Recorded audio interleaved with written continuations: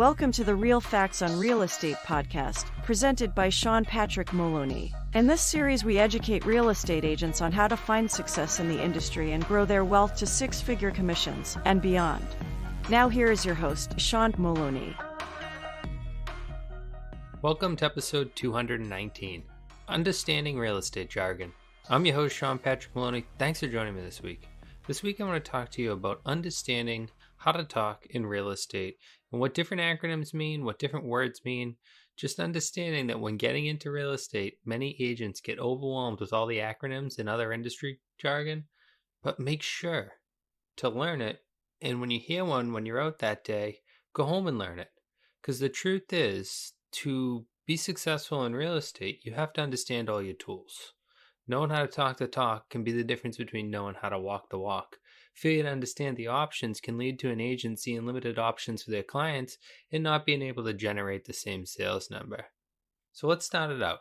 H.E.L.O.C, which stands for a Home Equity Line of Credit. This is a very powerful tool. This allows a seller to borrow money off their existing home.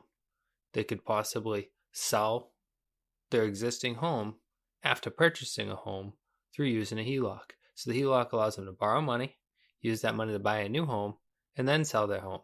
This isn't an option for everybody, folks, but in a tough situation like we've been in for years here in Massachusetts, where offers aren't getting accepted based on a home sale contingency, we could simply remove that with a home equity line of credit.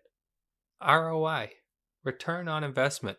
Guys, this is a super important one when it comes to everything people do when it comes to real estate, because otherwise your clients are going to do improvements that won't have an ROI, otherwise known as return on investments. What I mean by that is maybe they put in $10,000 worth of flooring, they call you and want to sell, the flooring's not worth $10,000, has a negative ROI, no return on investment. Or you go over and tell them some work to do, they call you back, they've made a lot of money, otherwise known as a positive ROI.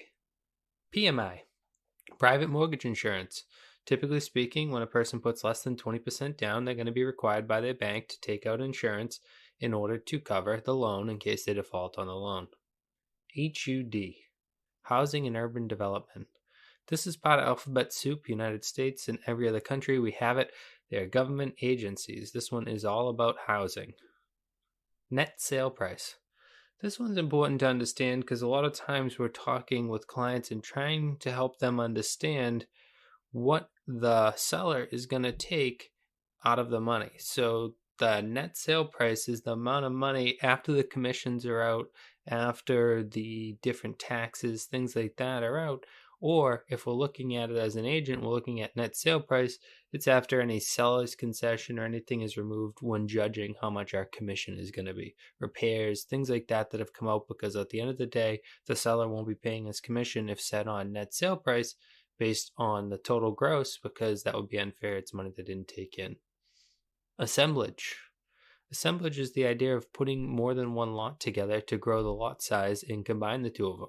This is commonly used in investment, or maybe you have an unusable piece of land that sits next to another property and one of them goes for sale, realizing that putting the two together could make it a better place. Seller's concession. This one's important to understand for your buyers. Sometimes your buyers will just have enough money to put for their down payment, but they won't have any money for closing costs and prepaids.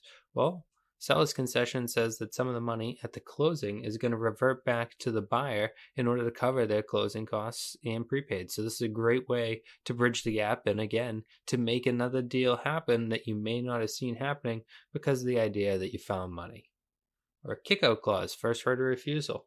Oftentimes when we have sellers get an offer from a buyer who wants the ability to buy a house with a seller's contingency, meaning they have to sell their home, we might put a kick-out clause or a first right of refusal there.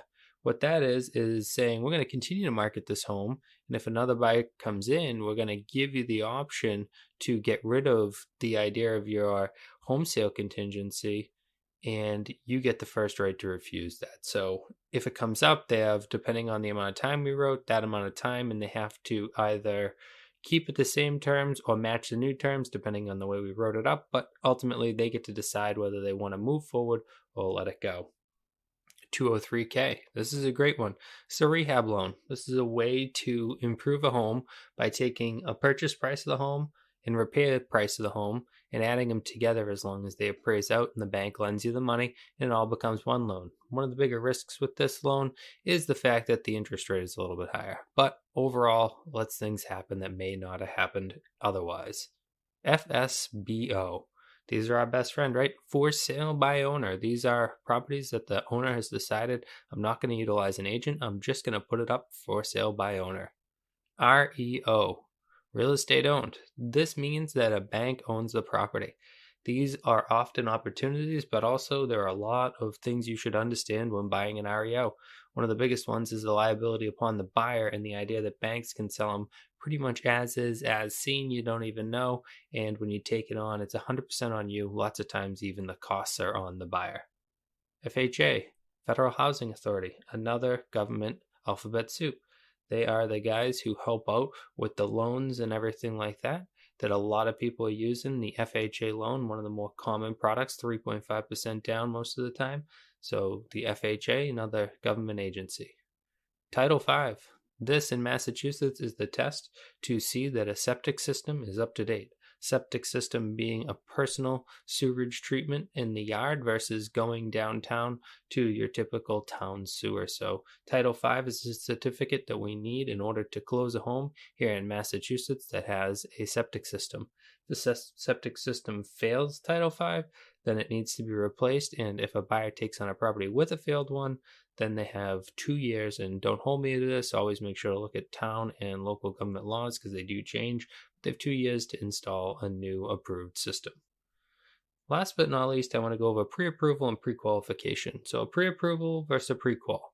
Pre-approval is more powerful. Pre-approval says that the bank or the lender has gone over the person's application, run the numbers, and things really check out. Whereas a pre-qualification says that they've verbally gone over them, and if everything that the buyer says is true, then it will work out that they can get the loan. So we can see the risk when we're talking pre-qual and the idea of stated versus pre-approval being vetted. But as an agent, always call and verify these details because the words are used interchangeably in some different states, as well as some different institutions use the words differently, especially if they're national.